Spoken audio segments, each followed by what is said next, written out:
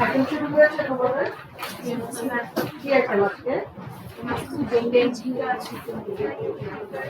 আচ্ছা, আমাদের RNA envelope virus করা হয়েছে, তাই না? আজকে আমরা শুরু করব আরএনএ নন এনভেলপ ভাইরাস। ঠিক আছে, আরএনএ নন এনভেলপ ভাইরাস থেকে আমরা মেইনলি কি করবো দেখো। আরএনএ নন এনভেলপ ভাইরাসটা যদি আমি ক্লাসিফাই করি, তাহলে এখানে হচ্ছে আমার তিনটা জিনিসের আন্ডারে আমার আরএনএ নন এনভেলপ ভাইরাস চলে আসে। কি কি সেটা? একটা হচ্ছে পিকর্নোভিরিটি, আর একটা হচ্ছে ক্যালসিভিরিটি আর রিওভিরিটি। এখন দেখো, পিকর্নোভিরিটির আন্ডারে আবার দুইটা ভাইরাস সাবগ্রুপ আছে। একটা হচ্ছে এন্টারোভাইরাস সাবগ্রুপ, আর একটা হচ্ছে আমার রাইনোভাইরাস। ঠিক আছে, আজকে আমরা পড়বো হচ্ছে এই যে এন্টারোভাইরাস সাবগ্রুপ থেকে পোলিও ভাইরাস। এন্টারোভাইরাস সাবগ্রুপের আন্ডারে কয়েকটা ভাইরাস আছে। কি কি? পোলিও, হেপাটাইটিস এ, তারপরে ইকোভাইরাস আর কক্সিটি ভাইরাস। এন্টারোভাইরাস সাবগ্রুপ, রাইনোভাইরাস কিন্তু এন্টারোভাইরাস সাবগ্রুপের আন্ডারে আসবে না। ঠিক আছে, আচ্ছা তাহলে আর দেখো, এখানে ক্যালসিভিরিটির আন্ডারে হচ্ছে আমার নরোভাইরাস, আর রিওভিরিটির আন্ডারে রোটাভাইরাস। আজকে আমরা পড়বো দুইটা ভাইরাস। একটা হচ্ছে এন্টারোভাইরাসের আন্ডারে পোলিও ভাইরাস, আর রিও ভাইরাসের আন্ডারে রোটাভাইরাস। এই দুটা আরএনএ নন এনভেলপ ভাইরাস আজকে আমরা পড়বো।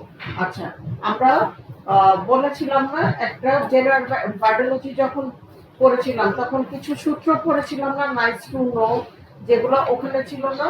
যেই সব ব্যাকটেরিয়া নন এনভেলপ তারা কোন রুটে ট্রান্সমিট হয়? মেইনলি ফিকো-ওরাল রুটে, তাই না? এনভেলপ ভাইরাস গুলো সাধারণত আমার ব্লাড ট্রান্সমিশন বা ডিরেক্ট কন্ট্যাক্টের মাধ্যমে ট্রান্সমিট হয়, আর নন এনভেলপ ভাইরাস গুলো মেইনলি ফিকো-ওরাল রুটের মাধ্যমে। তাহলে বোঝা যাচ্ছে এই যে যেহেতু পোলিও, রোটা দুইটাই আমার নন এনভেলপ ভাইরাস, তাহলে দুইটাই আমার ফিকো-ওরাল রুটে ট্রান্সমিট হচ্ছে।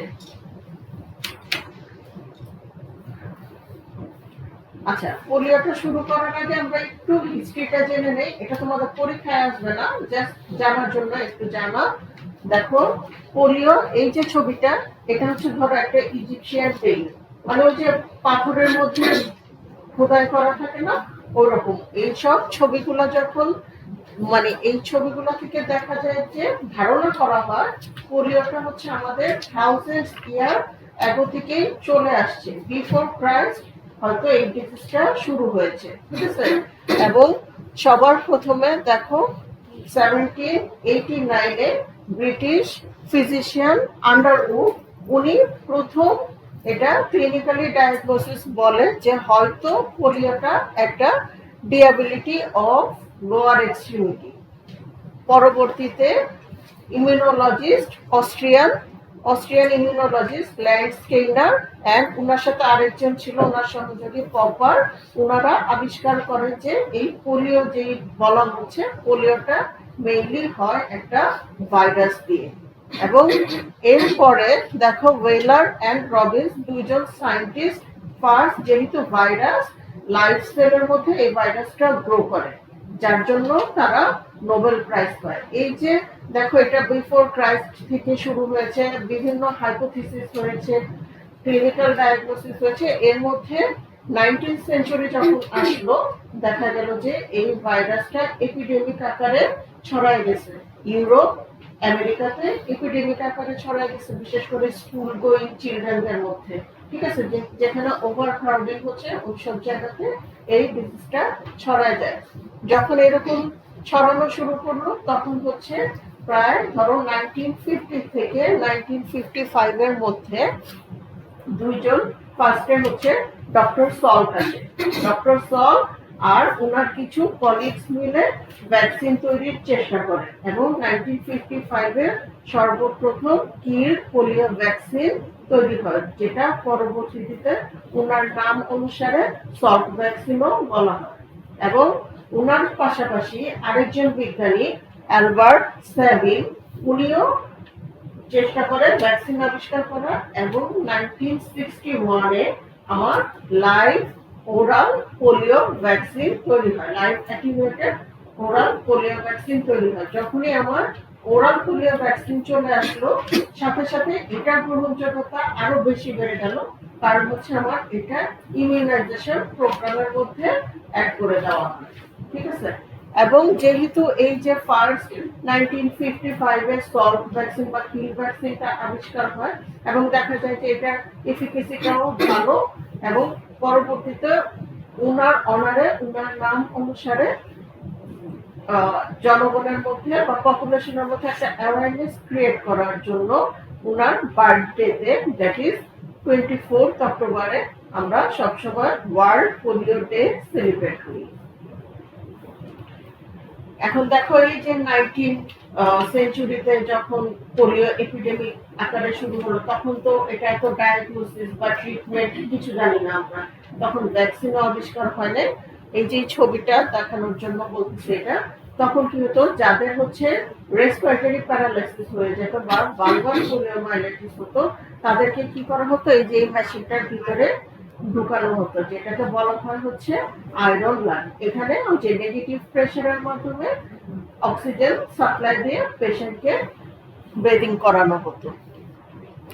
আচ্ছা, এখন দেখো ভ্যাকসিন আবিষ্কার হওয়ার পর কি হয়, এক হচ্ছে আমার ওরাল পোলিও ভ্যাকসিন আবিষ্কারের পরই যে ওয়ার্ল্ড হেলথ অ্যাসেম্বলি যে আইন পাস করে যে আমরা এখন থেকে পোলিওটাকে ইমিউনাইজেশন প্রোগ্রামের আন্ডারে নিয়ে আসবো, ইপিআই শিডিউলের আন্ডারে নিয়ে আসবো। দেন হচ্ছে 1988-এ দেখো গ্লোবাল পোলিও ইরাডিকেশন ইনিশিয়েটিভ নেওয়া হয়। এখানে হচ্ছে তোমার WHO, ইউনিসেফ, রোটারি ইন্টারন্যাশনাল তিনটা কোলাবোরেট করে ওরা ডিসিশন নেয় যে বাই দ্য ইয়ার 2000 আমরা পোলিও ওয়ার্ল্ড থেকে ইরাডিকেট করে দেব, বাট 2000 এর মধ্যে আমরা গোলটা অ্যাচিভ করতে পারিনি। দেন ওটা হয় 2005 এর মধ্যে আমরা করে ফেলবো। তো দেখা যায় যে মোটামুটি আমাদের ইরাডিকেশন সম্ভব হলো 3-4টা কান্ট্রিতে আমার পোলিও টোটালি ইরাডিকেট হয়। এর মধ্যে কোনটা কোনটা আছে, আফগানিস্তান, পাকিস্তান, নাইজেরিয়া, এই 3টা কান্ট্রি ছিল যেখানে হচ্ছে আমার এখনো পোলিও প্রিভিলেন্ট তখন পর্যন্ত। দেন 2017-এ এসে দেখা গেল যে নাইজেরিয়াও পোলিও ফ্রি হয়ে গেছে, ঠিক আছে। ইন্টায়ার, তার মানে হচ্ছে আমার ইন্টায়ার আফ্রিকা পোলিও ফ্রি। শুধু হচ্ছে আমার 2টা কান্ট্রিতে এখনো পোলিও এক্সিস্ট করে, একটা হচ্ছে আফগানিস্তান আর একটা হচ্ছে পাকিস্তান। এই 2টা থেকে যদি পোলিও ইরাডিকেট করা যায় তাহলে আমরা ওয়ার্ল্ড পোলিও ফ্রি বলতে পারি। আচ্ছা, এই তো গেল পুরো ওভারঅল কান্ট্রির অবস্থা। বাংলাদেশের কি অবস্থা? তোমাদের তো পরীক্ষায় জিজ্ঞেস করবে যে বাংলাদেশে আছে কিনা, বাংলাদেশে কি অবস্থা। বাংলাদেশে দেখো ওয়ার্ল্ড পোলিও ভাইরাস লাস্ট দেখা যায় হচ্ছে 2000-এ, আর বাইরে থেকে ওই যে বিভিন্ন দেশে যে প্রিভিলেন্ট ছিল সেখান থেকে আবার দেখা যায় যে পোলিও আসলো, এবং লাস্ট কেস পাওয়া যায় হচ্ছে 2006-এ। 2006-এর পর থেকে মোটামুটি আমাদের দেশে আর কোনো পোলিও কেস পাওয়া যায় না, যার কারণ হচ্ছে 2014-এ আমরা পোলিও ফ্রি সার্টিফিকেট রিসিভ করি, তার মানে আমাদের কান্ট্রি পোলিও ফ্রি। বুঝা গেছে? তাহলে তোমাদের এখান থেকে যেটা কোয়েশ্চেন আসতে পারে, আমরা ওয়ার্ল্ড পোলিও ডে কবে সেলিব্রেট করি, আর আমাদের দেশে কি পোলিও আছে কিনা, আর কোন কোন দেশে এখনো পোলিও হয়। এই 3টা কোয়েশ্চেন ছোট ছোট, জাস্ট ভাইবার জন্য, ভাইবার মধ্যে যে একটা চ্যাপ্টার শুরু করার সময় জিজ্ঞেস করে না, ওরকম জিজ্ঞেস করতে পারে। আচ্ছা, এইবার আসো পোলিও ভাইরাস সম্পর্কে আমরা আস্তে আস্তে ডিটেইলস পড়ি। ফার্স্টে আসো ক্যারেক্টারিস্টিক্স, প্রপার্টিজ কি কি পোলিও ভাইরাস। 1 নাম্বার আমরা এটা বলে ফেলছি যে পোলিও ভাইরাসটা একটা আরএনএ নন এনভেলপ ভাইরাস, তাহলে এটা একটা ক্যারেক্টারিস্টিক্স বা প্রপার্টি। 2 নাম্বার কি, এটা কোন রুটে ট্রান্সমিট হয়, ফিকল ওরাল রুটে। আচ্ছা, 3 নাম্বার আসো, এটা কি ডিজিজ করে, পোলিও কি ডিজিজ করে, পোলিওমাইলাইটিস। পোলিওমাইলাইটিসটা কি, পোলিওমাইলাইটিসটা হচ্ছে এক ধরনের প্যারালাইসিস। এখন আসো এই যে তুমি ভাইরাসটার দিকে তাকাও, ভাইরাসটার দিকে তাকালে বাকি ক্যারেক্টারিস্টিক্স গুলো বোঝা যাবে। দেখো এটার শেপ দেখে বোঝা যাচ্ছে না, ভাইরাসের শেপ দেখে এটা কি কি শেপ, ইকোসাহেড্রাল, ইকোসাহেড্রাল নিউক্লিয়ক অ্যাসিড, তাই না? তাহলে এই ভাইরাসের নিউক্লিয়ক অ্যাসিডটা হচ্ছে ইকোসাহেড্রাল। আচ্ছা, তারপরে আসো ভিতরের দিকে তাকাও, এই যে জিনোমের ক্যারেক্টারিস্টিক্স আসো, আরএনএ ভাইরাস আমরা বলেছি তাই না? তার মানে কি জিনোম কি হবে? সিঙ্গেল স্ট্র্যান্ডার্ড। দেখছো সিঙ্গেল স্ট্র্যান্ডার্ড? আচ্ছা ঠিক আছে। আচ্ছা এখানে কোনো সেগমেন্ট আছে নাকি একটা? তাহলে নন সেগমেন্টেড বলা যায় জিনোমের ক্যারেক্টারিস্টিক্স। তাহলে আমি যদি ভাইরাসের দিকে তাকাই তাহলে আমার ক্যারেক্টারিস্টিক্স আছে, দেখো ক্যাপসিডের বাইরে কোনো লেয়ার নাই, তার মানে হচ্ছে নন এনভেলপ ভাইরাস। দেন হচ্ছে ক্যাপসিডের যদি আমি শেপটা দেখি তাহলে হচ্ছে ইকোসাহেড্রাল নিউক্লিয়ার ক্যাপসিড। তারপরে ভিতরে যদি আমি জেনেটিক ম্যাটেরিয়ালের দিকে তাকাই তাহলে আমি দেখি এটা আরএনএ ভাইরাস, নন সেগমেন্টেড সিঙ্গেল স্ট্র্যান্ডার্ড ভাইরাস। বুঝা গেছে? আচ্ছা মেইনলি কোথায় থাকে? যেহেতু ফিকোরাল রুটে যায় তাহলে কি হবে? এটা transient inhibited of the GID.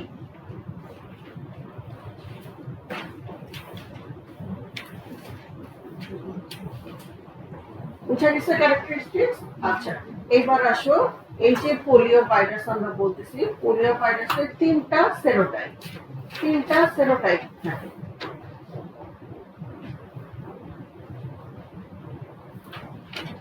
মানে অ্যান্টিজেনিক্যালি ডিস্টিংগুইশ করলে তিন ধরনের পোলিও ভাইরাস পাওয়া যায়, type 1, type 2 and type 3। Type 1 যেটা, এটা হচ্ছে most of the natural cases of poliomyelitis করে, ঠিক আছে? মানে এটা ফিকোরাল রুট দিয়ে ট্রান্সমিট বেশি হচ্ছে আমাদের।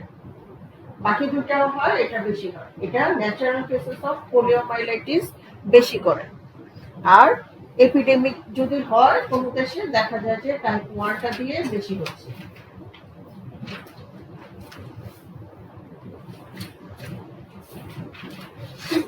এরপরে আসো টাইপ 2। টাইপ 2টা হচ্ছে মোস্ট অ্যান্টিজেনিক। যেহেতু অ্যান্টিজেনিক তার মানে কি? অ্যান্টিজেনিক সুবিধা কি? ভ্যাকসিন বেশি কাজ করতে পারবে এটার আন্ডারে। তার মানে হচ্ছে এটা যেহেতু বেশি অ্যান্টিজেনিক, ভ্যাকসিন ভালো কাজ করে এটার অ্যাগনিস্টে, তার মানে এটা ইরাডিকেট করা সহজ। আর যখন ওয়ার্ল্ড মানে আমাদের দেশে বা অন্যান্য কান্ট্রিতে পোলিও ফ্রি হয়েছে, এই স্ট্রেনটা সবার প্রথমে ইরাডিকেট হয়েছে। is the first strain that was eradicated. আচ্ছা বাট এটার একটা সমস্যা কি? এটা হচ্ছে most common serotype found among vaccine derived polio virus. যেহেতু আমরা পোলিও ভ্যাকসিন যে দেই, লাইভ অ্যাটেনুয়েটেড ভ্যাকসিনটা দেই। এখন লাইভ অ্যাটেনুয়েটেড ভ্যাকসিনের একটা অসুবিধা কি? এটা কি করতে পারে? Revert to ভিরুলেন্স।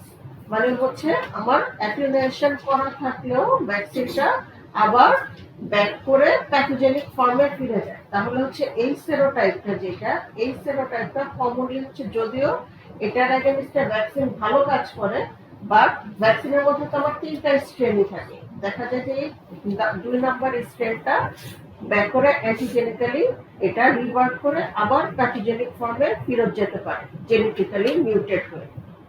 ঠিক আছে? আচ্ছা এরপরে আসো টাইপ 3 যেটা, টাইপ 3টাও হচ্ছে 2013 বা 14 এর পর মোটামুটি আর পাওয়া যায় নাই।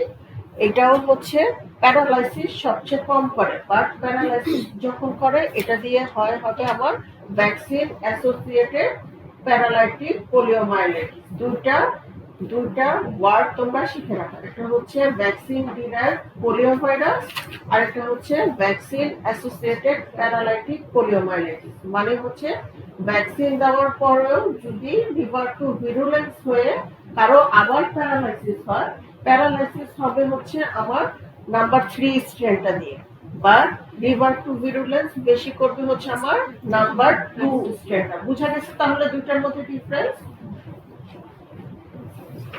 একই জিনিস, এটাও তার মানে রিভার্ট টু ভিরুলেন্স করতেছে, বাট ওটা রিভার্ট টু ভিরুলেন্সে প্যারালাইসিস অতটা করে না যতটা এটা আমার প্যারালাইসিস করতে পারে। বুঝা গেছে? আচ্ছা তাহলে তোমরা এখান থেকে শিখবা শুধু তিনটা স্ট্রেন, তিনটা স্ট্রেনের মধ্যে আমার কোনটা দুইটা করে ইম্পর্টেন্ট জিনিস। টাইপ 1 স্ট্রেন যেটা, সেটা হচ্ছে আমার most natural cases of poliomyelitis করে এপিডেমিকে আমরা সবচেয়ে বেশি পাই। 2 নাম্বারটা হচ্ছে আমার মোস্ট অ্যান্টিজেনিক, বাট ওটা আমার ভ্যাকসিন পোলিও ভাইরাসে কনভার্ট হতে পারে। আর টাইপ 3 যেটা, টাইপ 3টা হচ্ছে আমার ভ্যাকসিন প্যারালাইটিস পোলিওমাইলাইটিস করে। এখন এই যে একটার পর একটা এই দেখা গেল যে সবচেয়ে আগে ইরাডিকেট হচ্ছে টাইপ 2, দেন হচ্ছে টাইপ 3। এই যে আমাদের আফগানিস্তান, পাকিস্তানে এখনো যে পোলিও ভাইরাস এক্সিস্ট করে, মোস্টলি হচ্ছে টাইপ 1 স্ট্রেনটা এখনো বেশি আছে। তার মানে এই যে একটার পর একটা ভাইরাস স্ট্রেন ইরাডিকেট হচ্ছে, এটা আমার একসাথে হয় না। আগে টাইপ 2 হলো, টাইপ 2 কিছুদিন পরে হচ্ছে টাইপ 3, টাইপ 1 কবে হবে এখন আমরা জানি না। তার মানে আমরা বলতে পারি we are zeroing all polio 1 strain at a time. ঠিক আছে, মানে একবারে তিনটা স্ট্রেন আমার একসাথে ডিসঅ্যাপিয়ার করছে না, এক এক সময় এক একটা করছে। আচ্ছা, এটা আমরা অলরেডি বলে ফেলছি। মোড অফ ট্রান্সমিশন কি? মোড অফ ট্রান্সমিশন হচ্ছে আমার ফিকোরাল রুট।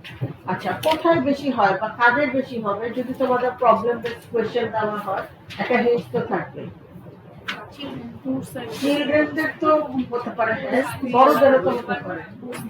ওভার ক্রাউডিং, যেখানে পোর স্যানিটেশন থাকে, তাই না, স্লাম এরিয়াতে, ডরমিটরিজ, তাই না, যেখানে স্যানিটেশন প্রপারলি মেইনটেইন হয় না, বা যেখানে ওভার ক্রাউডিং হয়, ডরমিটরিজ গুলো তো অনেক মানুষ, হোস্টেল অনেক মানুষ একসাথে থাকে। বিশেষ করে এটা স্লাম এরিয়াতে বেশি হয়, বা আনহাইজেনিক কন্ডিশন যেখানে থাকে সেখানে বেশি হয়, যেহেতু সেখানে স্যানিটেশনটা আমাদের প্রপারলি মেইনটেইন হয় না। বুঝা গেছে? আচ্ছা, এবার আসো প্যাথোজেনেসিস।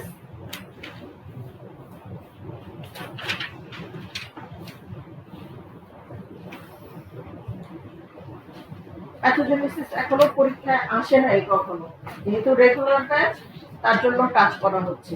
ঠিক আছে, প্যাথোজেনেসিস সহজ, আমি যেভাবে বলতেছি খাতায় লিখে নাও। ঠিক আছে, ফার্স্টে কি আমরা জানি কি মোড অফ ট্রান্সমিশন কি? ফিকোরাল রুট। তার মানে আমরা যখন কোনো contaminated food or water consume করতেছি, তখন হচ্ছে এটা কি আমার ফ্যারিংস, ইন্টেস্টিনাল মিউকোসাতে রিসেপ্টর থাকে, পোলিও ভাইরাস রিসেপ্টর। ঠিক আছে, তাহলে ওই পোলিও ভাইরাস রিসেপ্টরের সাথে ফিকোরাল রুটের মাধ্যমে পোলিও ভাইরাস ঢুকবে এন্ড অ্যাটাচ করবে। অ্যাটাচ করার পর কি হবে? অ্যাটাচ করার পর তারা আমার ইন্টেস্টিনাল মিউকোসাতে রেপ্লিকেট শুরু করবে। যখন রেপ্লিকেশন করতে থাকে, রেপ্লিকেশন করে মাল্টিপ্লাই হবে, এবং এরা হচ্ছে আমার কোথায় কোথায় যাবে দেখো, ডিভাইড হয়ে যাবে। রেপ্লিকেশন হয়ে অনেক ভাইরাস হয়ে যাবে এন্ড ডিভাইড হয়ে বিভিন্ন জায়গায় আমার বিভিন্ন মিউকোসাতে যাবে। একটা হচ্ছে আমার ফলিকুলার সেল অফ টনসিলে যেতে পারে, 2 নাম্বার হচ্ছে আমার এম সেল অফ পেয়ার প্যাচেসে যেতে পারে, সাথে কি আমার মেসেন্টারি এন্ড সার্ভাইকাল লিম্ফ নোডে যেতে পারে। এইসব বিভিন্ন জায়গায় ভাইরাস রেপ্লিকেট হয়ে ডিভাইড হয়ে এইসব জায়গাতে যাবে, tonsil, pair patches, cervical, lymph node, এগুলাতে যাওয়ার পর এরা কি করবে? এরা আবার মাল্টিপ্লাই করতে থাকবে, এবং যখন abundant amount of virus multiply করে ফেলবে, তখন এরা কি করবে? আমার ব্লাড স্ট্রিমে চলে আসবে। তার মানে কি, এখন যখন ব্লাড স্ট্রিমে চলে আসলো, আমার বিভিন্ন জায়গায় যেতে পারে। তাহলে এই যে অ্যাবান্ডেন্ট অ্যামাউন্ট অফ মাল্টিপ্লাই করলো, তাহলে আমার বাইরে নেওয়া হচ্ছে না, ভাইরাসের সংখ্যা বেড়ে যাচ্ছে। ভাইরাসের সংখ্যা যখন বেড়ে যাবে, তখন এই হেভি ভাইরাল লোডের জন্য যারা ইমিউনোকম্পিটেন্ট পার্সন, মেইনলি ইমিউনোকম্পিটেন্ট পার্সনে দেখা যায় যে কোনো সমস্যাই হয় না, যেহেতু আমার ইমিউনো সেল আছে, এটাকে ট্যাকেল দিতে পারে। তার মানে কি, আমার ম্যাক্সিমাম কেসেস ইমিউনোকম্পিটেন্ট পার্সনের যদিও হয়, দেখা যায় যে অ্যাসিম্পটোমেটিক থাকে, বাট কিছু কিছু ক্ষেত্রে কি হয়, অ্যাবান্ডেন্ট অ্যামাউন্ট অফ ভাইরামিয়ার জন্য আমার ফ্লু লাইক সিমটম হতে পারে, just like other viral infection. Flu like symptom হয়, ফিভার, নসিয়া, ভমিটিং, এরকম ইনফ্লুয়েঞ্জা লাইক সিমটমস এগুলো হয়। এখন যদি এরা কোনো কারণে ইমিউনো ইমিউনো আমার বডির ইমিউনিটিটা কমে যায়, কোনো কারণে যদি আমার সিএনএস কে, যেহেতু ব্লাড স্ট্রিমে চলে গেছে, যদি আমার সিএনএস কে অ্যাটাক করতে পারে, যদি মেনিনজিসে যায়, তাহলে কি করবে? আমার অ্যাসেপ্টিক মেনিনজাইটিস। একটা হচ্ছে এটা আমার সিএনএস এ যাবে, সিএনএস এ যে অ্যাসেপ্টিক মেনিনজাইটিস করতে পারে। আরেকটা হচ্ছে আমার এটা কি করবে দেখো, motor neuron of anterior horn cell of spinal কর্ডে যায়। প্যারালাইসিসটা মেইনলি হয় হচ্ছে আমার স্পাইনাল কর্ডের অ্যাটাক করার কারণে। ঠিক আছে, একটা হচ্ছে আমার সিএনএস এ যেতে পারে, আরেকটা হচ্ছে motor neuron of anterior horn cell of spinal কর্ডে যায়। তাহলে স্পাইনাল কর্ডে এই যে মোটর নিউরনকে অ্যাটাক করলো, এই মোটর নিউরনে তো আমার অনেক নার্ভ ফাইবার থাকে, তাই না? তাহলে এই নার্ভ ফাইবার আমার যেই মাসেলকে সাপ্লাই দেয়, নার্ভ সাপ্লাই দিচ্ছে, ওই মাসেলের নার্ভ ফাইবারটা ড্যামেজ হয়ে যায়। এই নার্ভ ফাইবার ড্যামেজ হওয়ার কারণে ওই মাসেলের প্যারালাইসিস। এখানে মনে রাখবা, ভাইরাস কিন্তু সরাসরি আমার মাসেলকে ইনফেক্ট করে না। ঠিক আছে, এটা ইনফেক্ট করবে কাকে? আমার নার্ভ ফাইবারকে। ধরো আমার পায়ের মাসেলে 3টা নার্ভ সাপ্লাই, ঠিক আছে, 3টা নার্ভ সাপ্লাই আছে। এখন এর মধ্যে স্পাইনাল কর্ডের এই যে মোটর ফাইবার, এখানে আমার যে কোনো একটা নার্ভ ইনফেক্ট হয়েছে, ধরো মেজর যে নার্ভটা সেটাই ইনফেক্ট করে ফেলছে, তাহলে ওই মাসেলটা আমার প্যারালাইসিস হচ্ছে, বাকি দুইটা নার্ভ তো অ্যাটাক হয়নি। তাহলে ওই বাকি দুইটা নার্ভের জন্য আমার কিছু রেসিডুয়াল অ্যাক্টিভিটি থাকতে পারে, বাট মেইনলি আমার প্যারালাইসিস হচ্ছে। এখানে পোলিও যেটা করবে সেটা হচ্ছে অ্যাকিউট প্যারালাইসিস। অ্যাকিউট প্যারালাইসিস কেন আমি অ্যাকিউট প্যারালাইসিস বলছি? ওই যে কিছুদিন পর দেখা যাবে ভাইরাসের ইনফেকশনটা যখন কমে আসবে, তখন বাকি দুইটা নার্ভ তো আছে, বাকি দুইটা নার্ভ ইনট্যাক্ট আছে, ওটাতে আমার কিছু রেসিডুয়াল অ্যাক্টিভিটি চলতে পারে, তার জন্য আমরা বলতেছি এটা অ্যাকিউট প্যারালাইসিস। বুঝা গেছে? প্যাথোজেনেসিস কি আবার রিপিট করতে হবে? আচ্ছা শুনো, তাহলে ফার্স্টে আমার ভাইরাস এন্টার করবে by faeco oral route. Virus entry to our body by faeco oral route where in the pharynx and intestinal mucosa. এখানে কি থাকবে আমার? where there is presence of polio receptor and virus bind with this receptor and begin to replicate. After replication, the virus divides and goes to the follicular cell of tonsil, M cell of Peyer's patches, cervical and mesenteric lymph nodes, where they begin to multiply and finally absorb in the bloodstream. From the bloodstream, it may during severe in the bloodstream as it multiplies. So here we can have flu-like symptoms at number. The number হচ্ছে if it go to the CNS and infect the meninges, it may cause aseptic meningitis.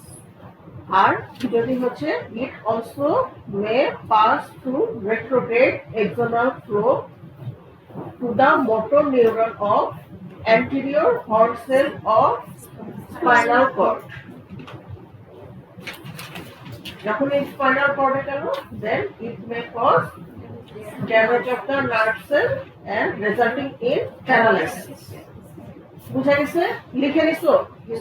আচ্ছা ঠিক আছে। এখন এখানে তোমাকে question করে যেটা, সেটা হচ্ছে যে আউটকাম অফ পোলিওমাইলাইটিস, বা একটা পোলিও ভাইরাস যদি আমার বডিতে ইনফেক্ট করে তাহলে আমার কি কি হতে পারে।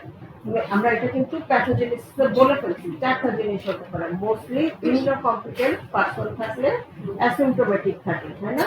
95 to 96% কেসে আমার এটা অ্যাসিম্পটোমেটিক থাকবে। তোমাদের কিন্তু পার্সেন্টেজ সহ বলতে হবে এটা, ঠিক আছে? 95 to 96% কেসে এটা আমার থাকবে হচ্ছে অ্যাসিম্পটোমেটিক। তারপর যদি ফ্লু লাইক সিম্পটম হয়, এটা 4% কেসেসে আমার ফ্লু লাইক সিম্পটম হতে পারে, এবং এটাকে তখন আমরা বলতেছি অ্যাবর্টিভ পোলিওমাইলাইটিস। এখন তুমি যখন পরীক্ষায় বলবা না যে আউটকাম অফ পোলিওমাইলাইটিস যে অ্যাসিম্পটোমেটিক 95 to 96%, অ্যাবর্টিভ পোলিওমাইলাইটিস 4%, তখনই জিজ্ঞেস করবে অ্যাবর্টিভ পোলিওমাইলাইটিস বলতে কি বুঝো। অ্যাবর্টিভ পোলিওমাইলাইটিসটা হচ্ছে আমার এই যে দেখো, mild febrile illness characterized by headache, sore throat, nausea, vomiting, just like flu-like symptom, other flu-like symptom. আচ্ছা, then 1% cases এ আমার হবে হচ্ছে aseptic meningitis, or এটাকে আমরা বলি হচ্ছে নন প্যারালাইটিক পোলিওমাইলাইটিস। তুমি আগে বলবা, যখন আউটকাম বলবা তখন তুমি বলবা নন প্যারালাইটিক পোলিওমাইলাইটিস, তাহলে তোমাকে নেক্সট কোয়েশ্চেন করবে নন প্যারালাইটিক পোলিওমাইলাইটিসের কি হয়। নন প্যারালাইটিক পোলিওমাইলাইটিসে মেবি আমার অ্যাসেপ্টিক মেনিনজাইটিস হয়। এখন বলো কেন আমরা অ্যাসেপ্টিক মেনিনজাইটিস বলছি। যদি কালচার করি সিএসএফ নিয়ে যদি স্টাডি করা হয়, যেহেতু ব্যাকটেরিয়া না, কালচার তো ব্যাকটেরিয়ালজিক্যাল মিডিয়াতে কালচার নেগেটিভ আসবে 1 নম্বর। আর যেহেতু ভাইরাস দিয়ে ইনফেক্ট হচ্ছে, পাস্টেল কি আমরা অত পাবো? মেইনলি কি পাবো? ভাইরাল ইনফেকশনে লিম্ফোসাইট বেশি পাওয়া যায়, তাই না? তার জন্য যেহেতু পাস্টেল পাওয়া যায় না, তার জন্য এটাকে আমরা বলতেছি অ্যাসিডিক মেনিনজাইটিস। আচ্ছা, সাথে আরেকটা কোশ্চেন করে ফেলবে যে মেনিনজাইটিসের সাইন সিম্পটম কি কি হয়। ঠিক আছে, এটা যদিও ক্লিনিক্যাল কোশ্চেন কিন্তু করা হয় পরীক্ষার সময় এবং তোমরা পারো না। মেনিনজাইটিসের সাইন সিম্পটম কি কি হয়? একটা মেনিনজাইটিসের পেশেন্ট তোমার কাছে কি নিয়ে আসে? সিভিয়ার হেডেক থাকতে পারে, আনকনশিয়াসনেস থাকতে পারে, আর এটা হচ্ছে পেশেন্ট নিয়ে আসবে।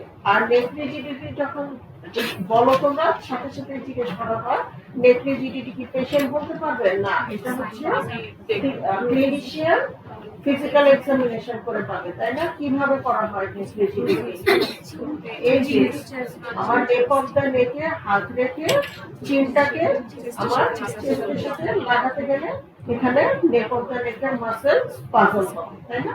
আচ্ছা, দেন 1% কেসে হচ্ছে আমার নন প্যারালাইটিক পোলিওমাইলাইটিস, আর লেস দেন 1% কেসে আমার প্যারালাইটিক পোলিওমাইলাইটিস হবে, মানে হচ্ছে প্যারালাইসিস।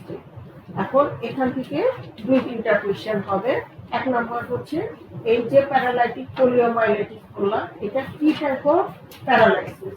এখানে আমার অ্যাকিউট ফ্ল্যাসিড প্যারালাইসিস হচ্ছে 1 নম্বর।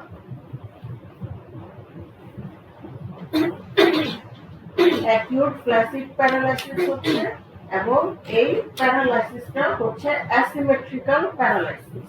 অ্যাসিমেট্রিক্যাল প্যারালাইসিস মানে আমার কখনো বোথ সাইড এফেক্ট করে না, হয় আমার রাইট হ্যান্ড এফেক্ট করতেছে, অথবা লেফট হ্যান্ড, অথবা লেফট লেগ, অথবা রাইট লেগ। কখনো একসাথে রাইট লেগ বা রাইট লেফট হ্যান্ড ও রাইট লেফট লেগ সাধারণত করে না। রেয়ার কেসে করতে পারে both side, but mainly one side করে। অথবা দেখা গেল তোমার রাইট হ্যান্ড লেফট লেগ, ঠিক আছে, ক্রস। দেখো, right hand left leg or left hand right leg, এইভাবে আবার করতে পারে। আর হচ্ছে এই প্যারালাইসিসটা আমার ডিস্টালি হবে না প্রক্সিমালি হবে, mainly proximal type of paralysis. তাহলে এখানে যদি তোমাকে জিজ্ঞেস করে প্যারালাইসিসের ক্যারেক্টারিস্টিক্স, এখানে 3টা জিনিস, 3টা ইনফরমেশন তোমার কাছে জানতে চাবে। একটা হচ্ছে এটা কি টাইপ অফ প্যারালাইসিস করে, acute flaccid type of paralysis. কোথায় ইনভলভ করে? Mainly proximal side of the বডিকে ইনভলভ করে। তারপর এটা কি একটা asymmetrical type of paralysis. Asymmetrical type বলতে কি বুঝো? One leg or one leg other hand এভাবে করে। বুঝে গেছে? আচ্ছা, এবার আসো এই যে প্যারালাইটিক পোলিওমাইলাইটিস আমরা বলতেছি, আমরা তো জানি যে প্যারালাইসিস মেইনলি আমার কোন কোন অর্গানকে ইনভলভ করার জন্য হচ্ছে, কোন পার্টকে body? Spinal cord. Spinal cord, nerve fibre of spinal কর্ডকে ইনভলভ করার জন্য আমার প্যারালাইটিক পোলিওমাইলাইটিস হচ্ছে। এখন অ্যাকর্ডিং টু সাইড এই প্যারালাইটিক পোলিওমাইলাইটিস 3 ধরনের হতে পারে। একটা হচ্ছে আমার স্পাইনাল প্যারালাইটিক পোলিওমাইলাইটিস, একটা হচ্ছে আমার বালবার প্যারালাইটিক পোলিওমাইলাইটিস, আর আরেকটা হচ্ছে দুইটার কম্বিনেশন, বালবার স্পাইনাল প্যারালাইটিক পোলিওমাইলাইটিস। এখন যখন এই যে স্পাইনাল কর্ডকে ইনভলভ করে, মেইনলি দেখা যায় যে এইসব ক্ষেত্রে আমার পায়ের মাসেলের নার্ভ ফাইবার গুলাকে ইনফেক্ট করে। ঠিক আছে, তার জন্য হচ্ছে আমার স্পাইনাল প্যারালাইটিক পোলিওমাইলাইটিসটা হচ্ছে মেইনলি লেগে। আরেকটা হচ্ছে ওই যে আমরা বলছি না সিএনএস হয়ে যেতে পারে, যদি সিএনএস এ যায় তাহলে আমার ওখানে সিএনএস এর ভালভার রিজিয়ন আছে না, ব্রেইন স্টেম, ব্রেইন স্টেমের ভালভার রিজিয়নকে ইনফেক্ট করতে পারে। ঠিক আছে, এই এরিয়াটার মধ্যে আমার তিনটা নার্ভ থাকে, একটা হচ্ছে আমার ভেগাস নার্ভ থাকে, একটা হচ্ছে গ্লসোফ্যারেঞ্জিয়াল নার্ভ থাকে, আর একটা হচ্ছে এক্সেসরি নার্ভ থাকে। ঠিক আছে, এই তিনটা নার্ভকেও ইনফেক্ট করতে পারে। দেখো তাহলে কি প্যারালাইসিস শুধুমাত্র আমার স্পাইনাল কর্ডের জন্যই হচ্ছে না, স্পাইনাল কর্ডের নার্ভ ফাইবারের জন্য হচ্ছে না, ইভেন আমার এই যে সেরিবেলামের যে ক্রেনিয়াল নার্ভ আছে, এই ক্রেনিয়াল নার্ভকেও ইনফেক্ট করতে পারে। ঠিক আছে, তাহলে এই তিনটা নার্ভ যেসব এরিয়াতে সাপ্লাই দেয় ওইসব এরিয়ার প্যারালাইসিস হতে পারে না। যদি গ্লসোফ্যারেঞ্জিয়াল নার্ভকে ইনফেক্ট করে তাহলে কি আমার কানের সমস্যা হবে সব, তাই না? লস অফ টেস্ট, অ্যাপিটাইট চলে যাবে। তারপরে যদি এই যে আমার ভেগাস নার্ভকে ইনভলভ করে, ভেগাস নার্ভ আমার কোথায় সাপ্লাই দেয়? মেইন জায়গায় সাপ্লাই দেয়, তাই না? আমার হার্টে সাপ্লাই দেয়, জিআইটিতে সাপ্লাই দেয়। ঠিক আছে, তাহলে এইসব জায়গায় প্যারালাইসিস হতে পারে। আর আর যদি কম্বিনেশন হয় তাহলে তো বুঝাই যাচ্ছে। আচ্ছা, এখন এই যে ব্রেইন স্টেমে যায়, ব্রেইন স্টেমে তো আমার রেসপিরেটরি সেন্টারও থাকে, তাই না? এটা রেয়ারলি হয়, বাট ব্রেইন স্টেমে যদি আমার রেসপিরেটরি সেন্টারের নার্ভ ফাইবার গুলাকে অ্যাটাক করে সেক্ষেত্রে আমার রেসপিরেটরি প্যারালাইসিসও হতে পারে। এবং এই যে এইসব ক্ষেত্রে তখনকার দিনে যাদের ব্রেইন স্টেমকে ইনফেক্ট করতো তাদের ক্ষেত্রে রেসপিরেটরি প্যারালাইসিস হতো এবং এই যে আয়রন লাংয়ের ভিতরে ঢুকানো হতো। বুঝা গেছে এতক্ষণ পর্যন্ত? আচ্ছা, এবার আসো আরেকটা টার্ম শিখি, post polio syndrome. Post polio syndrome এটা কি? আমরা তো বললাম যে পোলিও কি করবে, আমার পোলিও মাইলাইটিস করে, তাই না? মেইনলি কি এটা অ্যাকিউট ফ্ল্যাসিড প্যারালাইসিস। অ্যাকিউট যেহেতু বলতেছি তার মানে কয়েকদিন পরে কিছু রেসিডুয়াল আদার নার্ভ ফাইবারের জন্য আমার ওই মাসলটার কিছু রেসিডুয়াল অ্যাক্টিভিটি রিগেইন করে, তাই না? এবং পেশেন্ট কখনো নার্ভ ফাইবার যখন ড্যামেজ হয় তখন তো আমরা জানি যে পার্মানেন্ট, পেশেন্টের ওই নার্ভ আর রিজেনারেট করতে পারে না, তার মানে পেশেন্ট কিন্তু একদম সারা জীবনের জন্য প্যারালাইসিস হয়ে গেল পেশেন্টের। আচ্ছা, তারপরেও রেসিডুয়াল অ্যাক্টিভিটি দিয়ে পেশেন্ট হয়তো কিছু কাজ চালাতে পারে, যে যে খোঁড়ায় খোঁড়ায় হাঁটে বা যে লাঠি নিয়ে হাঁটতেছে।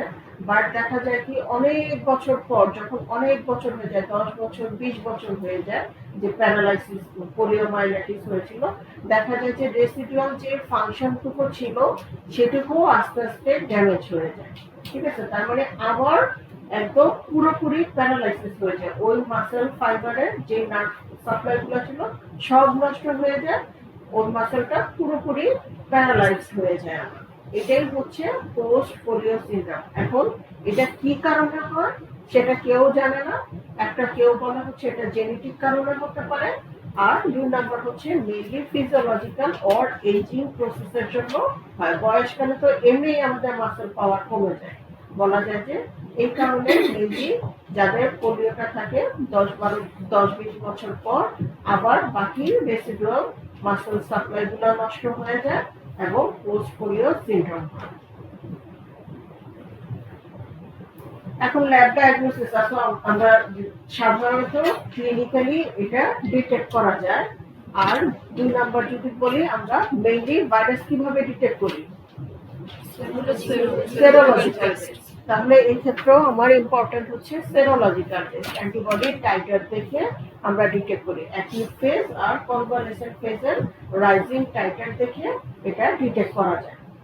বাকিগুলো সাধারণত করা হয় না, আমরা রাইজিং টাইটারটা দেখে ডিটেক্ট করতে পারি। আরেকটা হচ্ছে পিসিআর করা যায়, পিসিআর করা যায়। আর যে কোনো ধরনের প্যারালাইসিসের জন্য তো আমরা এমআরআই সিটি স্ক্যান করতেই পারি। ঠিক আছে, তাহলে এই তিনটা মেইনলি করা হয়, serological test, MRI CT scan, আর হচ্ছে ওয়াইল্ড পোলিও ভাইরাসটা ডিটেক্ট করার জন্য আমরা পিসিআর করতে পারি। ট্রিটমেন্ট কি হবে? নার্ভ ফাইবার ড্যামেজ হয়ে গেছে, ট্রিটমেন্ট দিলে লাভ আছে? পার্মানেন্ট, তাই না? তারপরেও ফিজিওথেরাপি কিছু কিছু ক্ষেত্রে কাজ করে। ফিজিওথেরাপি এসব পেশেন্টের ক্ষেত্রে ফিজিওথেরাপি মাস্ট, আর বাকি হচ্ছে আমার সিমটোমেটিক ট্রিটমেন্ট দেওয়া হয়। এখন আসো তোমাদের জন্য ইম্পর্টেন্ট যেটা পরীক্ষায় আসে জিজ্ঞেস করে, সেটা হচ্ছে পোলিও হলে তুমি, আমরা জানি prevention is better than cure, তাই না? তাহলে পোলিও ডিজিজটাও এরকম, যেহেতু একবার হয়ে গেলে আমার আর কিছুই করার থাকে না, প্যারালাইসিস হয়ে গেলে, সেক্ষেত্রে আমার জন্য সবচেয়ে বেস্ট ওয়ে হচ্ছে প্রিভেন্ট করা। এই প্রিভেন্ট করার জন্য আমরা কি করি? ভ্যাকসিনেশন, তাই না? আমাদের ইপিএস শিডিউলে কখন দিই আমরা ভ্যাকসিনটা? এই যে দেখো দুইটা ভ্যাকসিনই দেওয়া হয়, both oral and IPV. OPV আর আইপিভি দুইটাই দেওয়া হয়। পরীক্ষার সময় জিজ্ঞেস করবে আমাদের দেশে কোনটা দেয়? দুইটাই দেয়। আমাদের ইপিএস শিডিউলে দুইটাই আছে। ওপিভির কয়টা ডোজ? 3টা ডোজ। কয় সপ্তাহ গ্যাপে দেওয়া হয়? 4 সপ্তাহ গ্যাপে দেওয়া হয়। কত সপ্তাহে দেওয়া হয়? 6, 10 and 14 উইকসে দেওয়া হয়। আচ্ছা, আইপিভি দুইটা ডোজ দেওয়া হয় কয় সপ্তাহ পর পর? 8 সপ্তাহ পর পর। 8 সপ্তাহ পর 6 and 14 উইকসে দেওয়া হয়। ঠিক আছে, এই কোশ্চেনগুলো করবে পরীক্ষার সময়। আইপিভি আমরা কোথায় দেই? ইন্ট্রাডার্মালি দেই, যে চামড়ার মধ্যে। আচ্ছা, যারা ফরেনার, এখানে আসো কেউ? নাই মনে হয় না। আচ্ছা, ফরেনারদের জন্য যেটা করা হয়, ইন্ডিয়ানদেরকে আমি দেখছি যে কোশ্চেনটা করা হয়, তোমাদের দেশে কোনটা দেয়? তোমার মানে ফরেনারদের দুটোই শিখতে হবে। ফরেনারদের সাধারণত ফরেনারদের ইপিএস শিডিউলটাও জিজ্ঞেস করে। কাজেই যে যার যার দেশের ইপিএস শিডিউল মনে রাখবা। আর ফরেনারদের বাংলাদেশেরটাও মনে রাখতে হবে, কারণ আমরা তো জানি বাংলাদেশেরটা, তাই না? ঠিক আছে, এবার আসো ওরাল পোলিও ভ্যাকসিন আর কিল পোলিও ভ্যাকসিন। ঠিক আছে, ওরাল পোলিও ভ্যাকসিনের আরেকটা নাম কি, কিল পোলিও ভ্যাকসিনের আরেকটা নাম কি? এখন সায়েন্টিস্টের নেম অনুযায়ী ওরাল পোলিও ভ্যাকসিনকে আরেকটা বলা হয় হচ্ছে আমার স্যাভিন ভ্যাকসিন, তাই না? এটা কি একটা লাইভ অ্যাটিনুয়েটেড ভ্যাকসিন। লাইভ অ্যাটিনুয়েটেড মানে কি বলতে পারবা কেউ?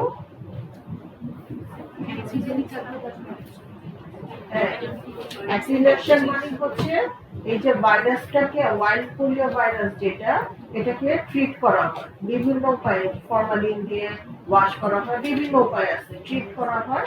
ট্রিটমেন্ট করে আমার ওয়াইল্ড পোলিও ভাইরাসটার অ্যান্টিজেনিসিটিটাকে ইনট্যাক্ট রেখে প্যাথোজেনিসিটিটাকে নষ্ট করে দেওয়া হয়। ঠিক আছে, যখন প্যাথোজেনিসিটি নষ্ট হয়ে যাবে বাট অ্যান্টিজেনিক্যালি ইনট্যাক্ট, ওই ভাইরাসটা আমার ভ্যাকসিন হিসেবে কাজ করতে পারে এবং আমাকে প্রোটেকশন দিতে পারে। ঠিক আছে, এটাই হচ্ছে আমার লাইভ অ্যাটিনুয়েটেড ভ্যাকসিন। তাহলে এই যে লাইভ অ্যাটিনুয়েটেড ভ্যাকসিন দেওয়া হয়, কোন রুটে দেওয়া হয়? ওরাল রুটে। নামই তো আছে ওরাল পোলিও ভ্যাকসিন। আচ্ছা, ওরালি আমরা দেওয়া হলো। আচ্ছা, এখন এটার অ্যাডভান্টেজ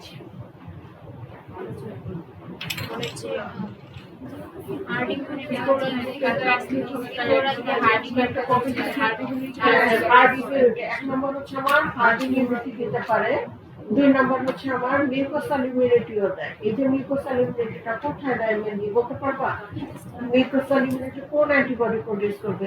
আইজিএ। এই আইজিএটা কি হবে যখন মিউকোসাল ইমিউনিটি আইজিএ, ওই যে আমরা বলছি না যে এটা যখন আমার ভিতরে ঢুকে ফ্যারিংস, ইন্টেস্টিনাল মিউকোসাতে রেপ্লিকেট করে, তাহলে ফ্যারিংস, ইন্টেস্টিনাল মিউকোসা, নাড়ুতে আছে মিউকোসা, তাহলে এইসব জায়গায় আইজিএ তৈরি হয়, ভাইরাস রেপ্লিকেট করতে পারে না।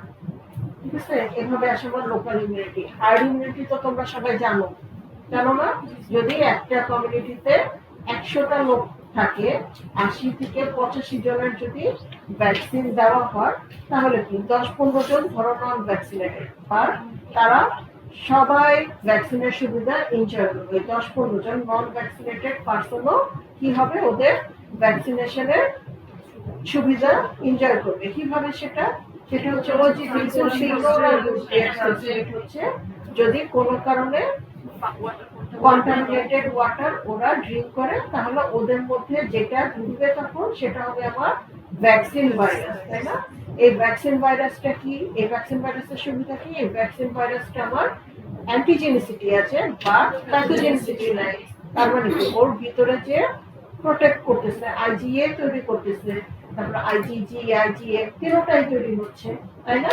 সেভাবে আমার প্রোটেকশন দিতে পারে। তাহলে এক নম্বর হচ্ছে আমার হার্ড ইমিউনিটি দেয়, 2 নম্বর হচ্ছে আমার মিউকোসাল ইমিউনিটি দেয়।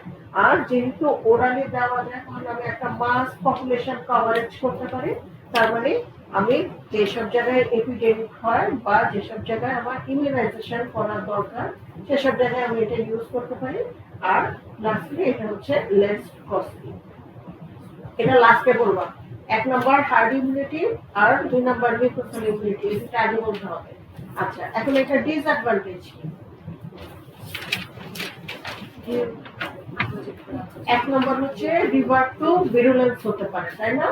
এই যে অ্যান্টিজেনিক্যালি ইনট্যাক্ট যে ভাইরাসটা সেটা আবার রিভার্ট হয়ে প্যাথোজেনিক ফর্মে চলে যেতে পারে। তার মানে কি এই ভ্যাকসিনটা দেওয়ার পরেও কারো ভিতরে যে যদি জেনেটিক্যাল মিউটেশন হয় ভাইরাসের এবং সে যদি প্যাথোজেনিক ফর্মে ফিরে আসে তাহলে ও যে ভ্যাকসিন যেটা পোলিওমাইলাইটিস করতে পারে 1 নম্বর। আচ্ছা, তার মানে হচ্ছে যেহেতু আমার প্যাথোজেনিসিটি তে রিভার্ট করার চান্স আছে তাহলে আমি এটা কাজে দিব না।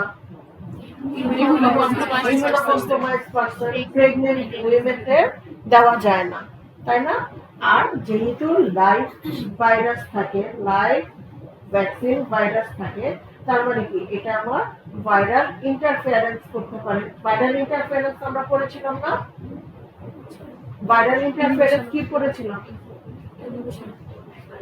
যদি দুইটা ভাইরাস আমার ভিতরে ঢুকে তাহলে inhibition of one virus by another virus, তাই না? সেটাই হচ্ছে আমার ভাইরাল ইনহিবিশন। আবার দিছে এখানে একই জিনিস কিন্তু জেনারেল ভাইরোলজি, যে infection with two virus leads to inhibition of one virus. তাহলে যখন আমি ওরালি পোলিও ভ্যাকসিনটা খাচ্ছি তাহলে আমার গাতে তো আরো আদার এন্টারো ভাইরাস আছে, তাই না?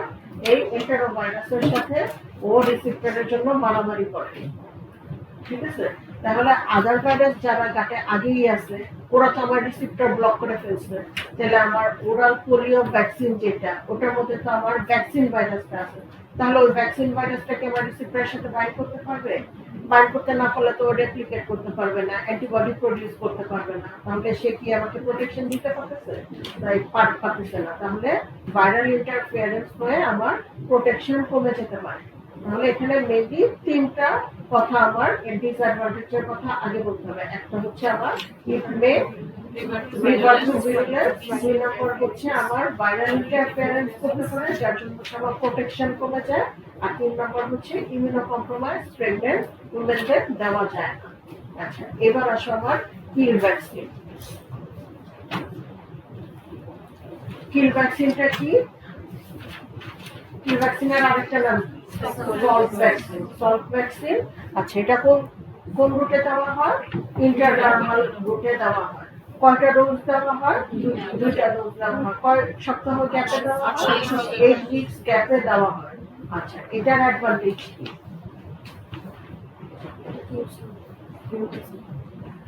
1 নম্বর হচ্ছে এটা মোর স্টেবল, তাই না? স্টেবল কেন? কারণ হচ্ছে যেহেতু কিল একদম ফরমালিন দিয়ে ট্রিট করে এটাকে কিল করে ফেলা হয়, তার মানে এটা রিভার্ট টু ভিরুলেন্সের চান্স কম, রেয়ার।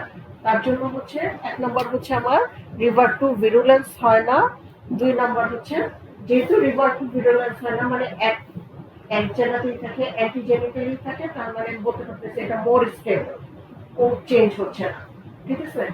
আর এটা কি যেহেতু স্টেবল, রিভার্ট টু ভিরুলেন্স হচ্ছে না, তার মানে আমি কাকে দিতে পারবো? এটা প্রেগন্যান্সি কম্প্রোমাইজ দিতে পারি। তাহলে এটা ডিসঅ্যাডভান্টেজ কি? হার্ড ইমিউনিটি কি একদমই দিতে পারে না? কিছু ক্ষেত্রে দিতে পারে, হয়তো একদম অল্প বলাই যায় দিতে পারে না, ঠিক আছে? 1 নম্বর হচ্ছে আমার কোনো মিউকোসাল ইমিউনিটি দিতে পারে না এটা, ঠিক আছে? সাথে ঠিক আছে বলো হার্ড ইমিউনিটিও দিতে পারে না। আর যেহেতু ডিউরেশন শর্ট, কোনো ভাইরাসের ভ্যাকসিন ভাইরাসের রেপ্লিকেশনও হচ্ছে না, তার মানে প্রোটেকশনটা কম, এফিকেসিটা কম। ওরাল পোলিও ভ্যাকসিন থেকে এফিকেসি কম।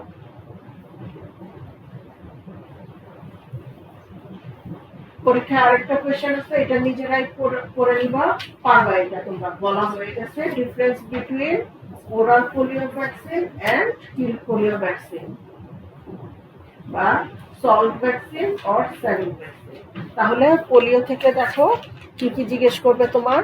এক নম্বর হচ্ছে পোলিও কি টাইপের ভাইরাস, ঠিক আছে, আরএনএ নন এনভেলপ ভাইরাস। আচ্ছা, আর কি বলা যায় যদি বলা হয় একটা পোলিওতে যখন বুঝতে চাবে দুইটা কোশ্চেন জিজ্ঞেস করতে পারে। এক নম্বর হচ্ছে পিক ওরাল রুট দিয়ে ট্রান্সমিট করে এমন কয়েকটা ভাইরাসের নাম বলো, সেখানেও পোলিওর নাম আসে।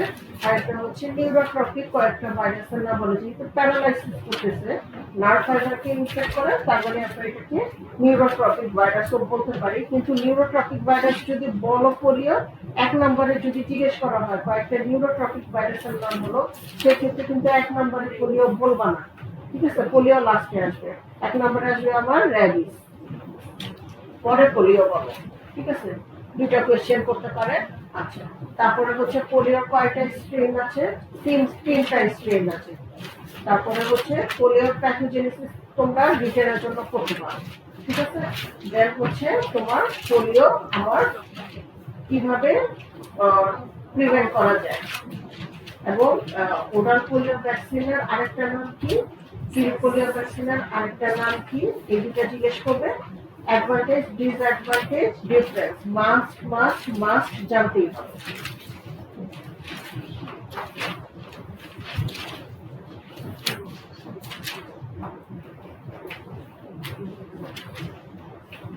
বোঝা গেছে?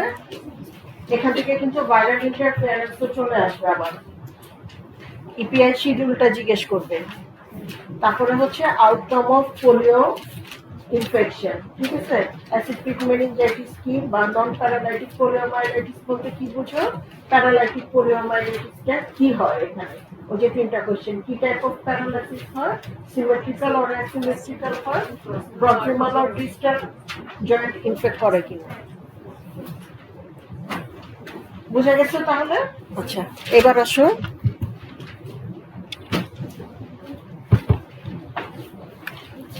Rota virus.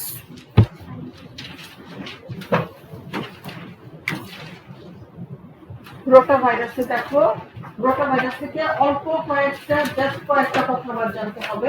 এক নম্বর হচ্ছে এটা আমার আরএনএ ভাইরাস, তাই না? আরএনএ নন এনভেলপ ভাইরাস, পিকোরাল রুটে ট্রান্সমিট হচ্ছে। তাহলে আমি ট্রান্সমিশন সম্পর্কে জেনে গেলাম। এখন আসলে ক্যারেক্টারিস্টিক্স যদি আমি বলি, ক্যারেক্টারিস্টিক্সে দেখো ভাইরাসটার দিকে তাকাও, এটা দেখতে একটা শিপ হুইলের মতো লাগতেছে না? ওই যে আমাদের জাহাজের মধ্যে যে থাকে, তাই না, চাকাগুলো। তাহলে দেখো ইলেকট্রন মাইক্রোস্কোপে দেখলে রোটা ভাইরাসটাকে আমার শিপ হুইল অ্যাপিয়ারেন্স দেখা যায়। এক নম্বর, এটার অ্যাপিয়ারেন্সটা কি, শিপ হুইল অ্যাপিয়ারেন্স। দুই নম্বর, আমি জানি এটা RNA non envelope virus. But দেখো এখানে ক্যাপসিড দেখো তিনটা, একটা দুইটা তিনটা লেয়ার, ঠিক আছে। এটা ট্রাই লেয়ার ক্যাপসিড থাকে, ট্রিপল লেয়ার ক্যাপসিড থাকে। এখন আসো জিনোমের দিকে তাকাও। আমরা যখন আরএনএ ভাইরাসের ক্লাসিফিকেশন করেছিলাম, এক্সেপশন করেছিলাম না, মনে আছে? RNA virus single stranded, double stranded, এটা কি? তাহলে দেখো আরএনএ ভাইরাস বা ডাবল স্ট্র্যান্ডেড, তাই না? এটা কি সেগমেন্টেড আর নন সেগমেন্টেড? জিনোমের দিকে দেখো, সেগমেন্টেড। কয়টা সেগমেন্ট আছে দেখো, 11টা। গুনলে দেখবা এখানে 11টা সেগমেন্ট আছে, ঠিক আছে। তাহলে এটা ক্যারেক্টারিস্টিক সম্পর্কে কিছু কিছু জিনিস তোমার জানতে হবে। একটা হচ্ছে এটা wheel like acid wheel appearance, তারপর হচ্ছে ট্রিপল ক্যাপসিড লেয়ার থাকে, আরএনএটা হচ্ছে আমার double stranded and segmented. Segment কয়টা? 11 সেগমেন্ট থাকে। আচ্ছা, এখানে দেখো, এখানে আছে আমার কিছু প্রোটিন, ঠিক আছে। 6টা আমার স্ট্রাকচারাল প্রোটিন থাকে, 6টা নন স্ট্রাকচারাল প্রোটিন থাকে, ঠিক আছে। স্ট্রাকচারাল, এই যে দেখো ভাইরাল প্রোটিন যেটা 6টা থাকে, এটা হচ্ছে স্ট্রাকচারাল। VP1 to VP7 বলতেছি 6টা, বাট VP1 to 7 মানে হচ্ছে VP5 9, ঠিক আছে। তার মানে 1 2 3 6 7 5টা স্ট্রাকচারাল প্রোটিন, আর নন স্ট্রাকচারাল প্রোটিন থাকে 1 to 6।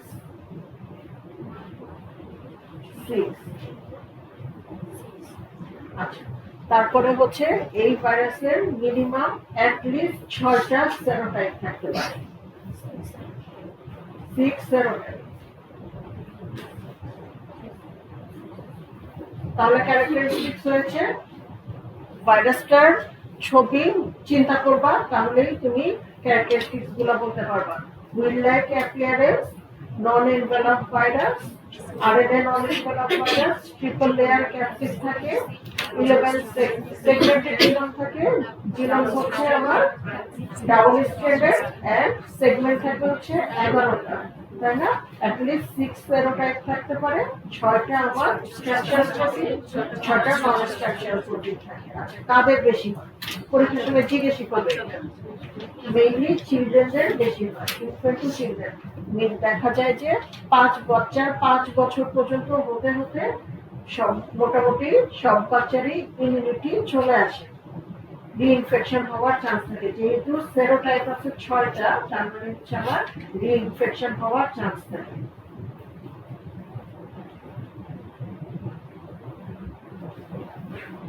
মোড অফ ট্রান্সমিশন আমরা বলে ফেলছি, ফিকোরাল রুটে ট্রান্সমিট হয়। এখন আসো প্যাথোজেনেসিস। প্যাথোজেনেসিস কোনো একবার কোনো এক পরীক্ষাতে আসছিল, তার জন্য আমি এটা দিয়েছি, ঠিক আছে? প্যাথোজেনেসিসে দেখো, প্যাথোজেনেসিস সহজ করে মনে রাখো, খাতায় লেখা নাও সহজ করে। এখানে আমার 3টা প্যাথোলজি হয়, প্যাথোজেনেসিস 3টা হয়। একটা হচ্ছে আমার ভিলাই নষ্ট হয়ে যায়, ইন্টেস্টিনাল ভিলাই নষ্ট হয়ে যেতে পারে। 2 নাম্বার হচ্ছে আমার এন্টেরিক নার্ভাস সিস্টেম অ্যাক্টিভেট হয়। আর 3 নাম্বার হচ্ছে ওই যে নন স্ট্রাকচারাল প্রোটিন বলেছি না 6টা, নন স্ট্রাকচারাল প্রোটিনের মধ্যে NSP4 মানে 4 নাম্বার নন স্ট্রাকচারাল প্রোটিন যেটা, এটা টক্সিন লাইক অ্যাক্টিভিটি আছে, ঠিক আছে? এই 3টা কারণে আমার হচ্ছে রোটাভাইরাসে কি হবে? ডায়রিয়া হয়, ঠিক আছে? এই 3টা প্যাথোজেনেসিসের আন্ডারে আমার রোটাভাইরাল ডায়রিয়াটা হতে পারে। 1 নাম্বার আসো আমার, 1 নাম্বার হচ্ছে আমার যদি ভিলাসটা নষ্ট হয়ে যায়। কিভাবে কি হয় এটা? এই যে ফিকো ওরাল রুট দিয়ে যখন ভাইরাসটা ঢুকবে, দেখো আমার ফার্স্টে কি করবে, ভাইরাল প্রোটিন বা স্ট্রাকচারাল প্রোটিন যেটা আছে, স্ট্রাকচারাল প্রোটিন দিয়ে আমার এই যে ইন্টেস্টিনাল ভিলাই, যে ইন্টেস্টিনাল ভিলাইয়ের সাথে অ্যাটাচ করবে। অ্যাটাচ করে আমার এই যে এগুলো হচ্ছে আমার এন্টারোসাইট, এই এন্টারোসাইটের ভিতরে যে মাল্টিপ্লাই করবে, ঠিক আছে? মাল্টিপ্লাই করে এই যে ভিতর দিয়ে ঢুকতেছে আমার ইন্টেস্টিনাল ভিলাইয়ের টিপে আমার অ্যাবজর্পটিভ সেল থাকে, যারা আমার ওয়াটার অ্যাবজর্পশন করে, ইলেকট্রোলাইট অ্যাবজর্পশন করে। সে যখন এটা ঢুকে, এটা ডিস্ট্রয় করেই ঢুকে, তাই না? তাহলে আমার এই যে ভিলাইয়ের কারণে কি আমার ইন্টেস্টিনাল সারফেস এরিয়াটা বেশি থাকে, ঠিক আছে? কুচকানো থাকে বা অনেক জায়গা নিয়ে থাকে। ভিলাইটা যখন নষ্ট হয়ে যায়, ভিলাইয়ের টিপে যে আমার অ্যাবজর্পটিভ সেল আছে, সেটাকে ও রিপ্লেস করে দিবে নন অ্যাবজর্পটিভ সেল দিয়ে। প্লাস সাথে কি আমার ভিলাইটা নষ্ট হয়ে গেছে, তার মানে কি হবে, একদিকে হচ্ছে আমার অ্যাবজর্পটিভ সেল নাই, আর এদিকে ভিলাইও ডিস্ট্রয় হয়ে গেছে, সারফেসটাও কমে গেছে। সারফেস কমে যাওয়ার কারণে আর নন অ্যাবজর্পটিভ সেল থাকার কারণে আমার ফ্লুইড কি অ্যাবজর্পশন ভালো মতো হচ্ছে না। তাহলে কি এখান দিয়ে আমার ফ্লুইড লস বেশি হবে, 1 নাম্বার। 2 নাম্বার হচ্ছে এই যে সেলের ভিতরে তখন কি হয়, ক্যালসিয়াম বেশি থাকে। এই ক্যালসিয়ামের কারণে আমার গাটে সেরোটোনিন, যেটা সেরোটোনিন অ্যাক্টিভেট হয়। এই সেরোটোনিন অ্যাক্টিভেট হওয়ার কারণে ফ্লুইড লস বেশি হয়। তাহলে আমার এন্টেরিক নার্ভাস সিস্টেমও অ্যাক্টিভেট, 2টা গেল। 3 নাম্বার আসো, এই যে NSP4 বা নন স্ট্রাকচারাল প্রোটিন 4 যেটা, এটা কি করবে, এটা আমার কি কাজ করে, এই যে আমার গাটে টাইট জাংশন থাকে, যখন ক্যালসিয়াম NSP4টা আমি কি বলছি, টক্সিনের মতো কাজ করে, কলেরা টক্সিনের মতো কাজ করে। এখন NSP4 কি করবে, আমার সেলের ভিতরে এন্টারোসাইটের ভিতরে ক্যালসিয়াম ঢুকায় দেয়, ক্যালসিয়াম ইনফ্লাক্স হয়। তাহলে কি হয়, আমার গাটে যে টাইট জাংশনটা থাকে, এটা কি হবে, লুজ হয়ে যায়, সাইটোস্কেলেটনটা অল্টার হয়ে যায়। তাহলে লুজ হয়ে গেলে এখান থেকে ফ্লুইড পাস করবে, তাহলে আমার আবার ফ্লুইড সিক্রেশন হচ্ছে। বুঝা গেছে তিনটা? তাহলে এক নম্বর হচ্ছে যখন ভাইরাস অ্যাটাচ করে ভিলাইতে আমার কি হয়, ভিলাইগুলা ডিস্ট্রাকশন হয়, অ্যাবজর্পটিভ সেলগুলা নন অ্যাবজর্পটিভ সেলে কনভার্ট হয়, তাই না? রিপ্লেস করে, সাথে কি আমার সারফেস এরিয়া কমে যায়। দুই নাম্বার হচ্ছে ওই যে NSP4 যখন অ্যাক্টিভেট হয়ে যায়, টক্সিন লাইক অ্যাক্টিভিটি করে সেলের মধ্যে ক্যালসিয়াম ঢুকাই দেবে, আর আমার সেলের টাইট জাংশন যেটা সেটা নষ্ট করে দেয়। যেহেতু সেলে আমার ক্যালসিয়াম ঢুকে গেছে, সেটার জন্য আমার কি হবে, এন্টেরিক নার্ভাস সিস্টেমও অ্যাক্টিভেট হয়। তিন number, enteric nervous system activate হচ্ছে, সেরোটোনিন অ্যাক্টিভিটি বেড়ে গেছে, ফ্লুইড লস বেড়ে যায়। বুঝা গেছে? তার মানে নেট রেজাল্ট কি, আমার যেহেতু অ্যাবজর্পশন হচ্ছে না, ফ্লুইড লস বেশি হচ্ছে, গাট মোটিলিটি, সেরোটোনিন মেনলি আমার গাট মোটিলিটিটা বাড়ায় দিচ্ছে, তার মানে ডায়রিয়া হচ্ছে। বুঝা গেছে? বুঝা গেছে কিনা? আচ্ছা, ঠিক আছে। এবার আসো ক্লিনিক্যাল ফাইন্ডিং আমরা বলে ফেলছি অলরেডি। কি করে আমার ডায়রিয়া, তুমি যখন বলবা ডায়রিয়া করে তখনই তোমাকে জিজ্ঞেস করবে ডায়রিয়ার ক্যারেক্টারিস্টিক্সটা বলো। ডায়রিয়ার ক্যারেক্টারিস্টিক্সটা কি? ওয়াটারি নন ব্লাডি ডায়রিয়া। ওয়াটারি নন ব্লাডি ডায়রিয়া বলতে হবে জিনিসটা। আচ্ছা, এই যে এত ওয়াটারি নন ব্লাডি ডায়রিয়া যদি ক্রনিক হয়ে যায় তাহলে কি হতে পারে বলো? একটা কমপ্লিকেশন যদি বলতে হয়, কি বলবো আমার? অ্যাসিডোসিস হতে পারে। Acidosis, electrolyte imbalance and acidosis.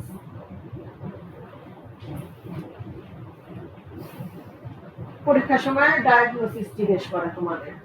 Diagnosis আমরা কিভাবে করি? দয়া করে কেউ বলো না আমরা ভাইরাস ডিটেক্ট করি বাই মাইক্রোস্কোপি। এই রোটা ভাইরাস ডায়রিয়ার জন্য কেউ কোটি কোটি টাকা খরচ করে মাইক্রোস্কোপি এনে কেউ রোটা ভাইরাস ডিটেক্ট করবে না, ঠিক আছে? বলবা তো গদ বাধা মাইক্রোস্কোপি থেকে। মেইনলি কি করি, স্যাম্পল কি নেই, স্যাম্পল নিতে পারি আমরা ব্লাড আর স্টুল। মেইনলি আমরা স্টুলটা দিয়েই ডিটেক্ট করি। স্টুল দিয়ে কি ডিটেক্ট করবো?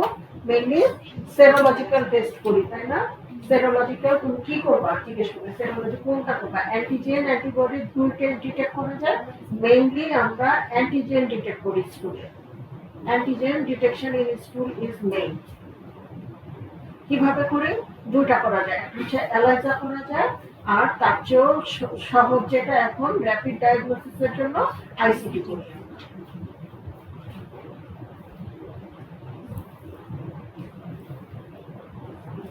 ট্রিটমেন্ট আমরা জানি, ডায়রিয়া ট্রিটমেন্ট, তাই না? ফ্লুইড অ্যান্ড ইলেকট্রোলাইট কারেকশন করতে হবে।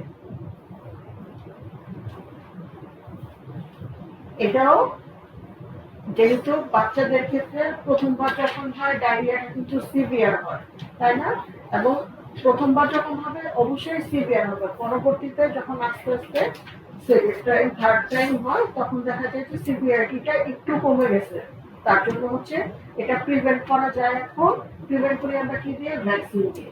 দুইটা ভ্যাকসিন, দুই টাইপের ভ্যাকসিন আছে, একটা হচ্ছে রোটা ট্যাগ আর একটা হচ্ছে রোটা রিক্স। দুই ধরনের ভ্যাকসিন, রোটাট্যাগ আর রোটারিক্স। রোটাট্যাগ যেটা, এটা হচ্ছে আমার ওই যে জেনেটিক রিঅ্যাসর্টেন্ট করে আমার 6টা প্রোটিন থাকে, যে 6টা প্রোটিনের জেনেটিক রিঅ্যাসর্টেন্ট করে ভ্যাকসিনটা তৈরি, সরি 6টা না 5টা, পেন্টাভ্যালেন্ট, ঠিক আছে? 5টা তোমার ওই যে প্রোটিন আছে, যে ভাইরাল প্রোটিন, স্ট্রাকচারাল প্রোটিন, আর হচ্ছে একটা নন স্ট্রাকচারাল প্রোটিন নেওয়া হয় বা সারফেস প্রোটিন নেওয়া হয়। একটা সারফেস প্রোটিন আর বাকিগুলো হচ্ছে তোমার স্ট্রাকচারাল প্রোটিন। 4টা স্ট্রাকচারাল প্রোটিন, একটা সারফেস প্রোটিন নিয়ে আমার জেনেটিক রিঅ্যাসর্টেন্ট করে এই ভ্যাকসিনটা তৈরি করা হয়, রোটাট্যাগ। আর রোটা রিক্স যেটা, সেটা হচ্ছে মনোভ্যালেন্ট, মানে হচ্ছে এখানে শুধু সারফেস প্রোটিনটা নেওয়া হয়। সারফেস প্রোটিনটার নাম হচ্ছে হিমাগ্লুটিনিন। তাহলে ভালো কোনটা বলো তো? রোটাট্যাগ, যেহেতু আমার পেন্টাভ্যালেন্ট যেটা। আচ্ছা, এখন এটা কখন দেওয়া হয় বলতে পারবা? বাচ্চাদের 6 মাস থেকে 1 বছরের মধ্যে দিয়ে দেওয়া হয়। 6 মাসের মধ্যে দিয়ে দিতে পারলে ভালো। বাট এটার একটা অসুবিধা হচ্ছে, এই ভ্যাকসিনগুলোর একটা অসুবিধা হচ্ছে বাচ্চাদের ক্ষেত্রে ইমপ্রুভ সাসেপশন করতে পারে। ঠিক আছে, তার জন্য বাচ্চাকে দেওয়ার আগে হিস্ট্রি নিতে হবে, ইন্টারসাসেপশনের হিস্ট্রি, মানে ওই যে হাগুর সাথে রেড কারেন্ট জেলির মতো, রেড কারেন্ট জেলি বলা করছো তোমরা সার্জারিতে, এখনো যাও নাই না? আচ্ছা, ইন্টারসাসেপশনে কি হয়, যে কনস্টিপেশন হয়, কনস্টিপেশনের সাথে কি red current jelly like blood যায়, মাকে জিজ্ঞেস করতে হবে বাচ্চা কনস্টিপেশন আছে কিনা, রক্ত যায় কিনা।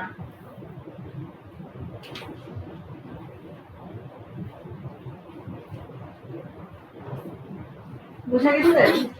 তাহলে রোটাভাইরাস থেকে আমার জানতে হবে কি characteristics, RNA non regular virus, double stranded, 11টা সেগমেন্ট থাকে, 6টা সেরোটাইপ থাকে, 6টা স্ট্রাকচারাল প্রোটিন, 6টা নন স্ট্রাকচারাল প্রোটিন থাকে, উইল-লাইক, শিপ উইল-লাইক অ্যাপিয়ারেন্স থাকে, তাই না?